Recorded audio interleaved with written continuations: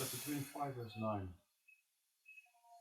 Isaac and Ishmael, his sons, buried him in the cave of Machpelah, in the field of Ephron, the son of Zohar, the Hittite, east of Mamre, the field that Abram purchased from the Hittites. There Abram was buried with Sarah, his wife. Okay, so here we are in a cave. I think this is kind of the biggest cave here. And I don't have it in the video, but to the left of me is a statue of somebody. Buddhists will know. Anyhow. And so yes, this is kind of like the biggest cave here. You know, I'm saying glad I wasn't here during the earthquake, and I pray to God that there won't be an earthquake now, because you can see there's like this stuff here some of the stuff did break down during the earthquake. But so we are in this cave because of the death of Abram and him being buried in the cave of Machpelah. Right? Sure, this is not the cave of Machpelah.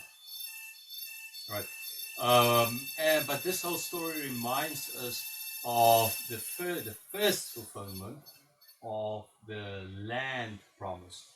Just before that, the promise of the birth of the son was fulfilled. Well, 37 years actually. 37 years before that, when Sarah was 90 years old, and she died when she was 127.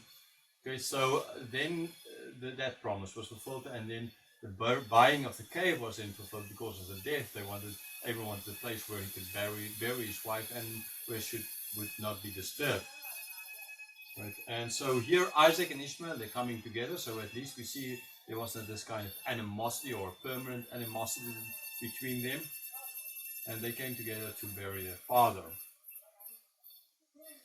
So the reminding as well then of the cave is in that idea of the fulfillment of that beginning of the promise of land. With the people going to the promised land, that would have been again a sign to them, as I said when we looked at it the first time. One son, now the people in the desert on the way to the promised land, you can see millions of them. Right? So one piece of land, quite a big piece of land, but still only a small piece compared to what they were going to get. How God will then enlarge it with them now going and getting the whole land. And then ultimately, it's just a reminder that this is where Sarah was buried, ultimately where Jacob will be buried as well. So after then the death, verse 11, after the death of Abram, God blessed Isaac his son, and Isaac settled at Beer-lahai-roi.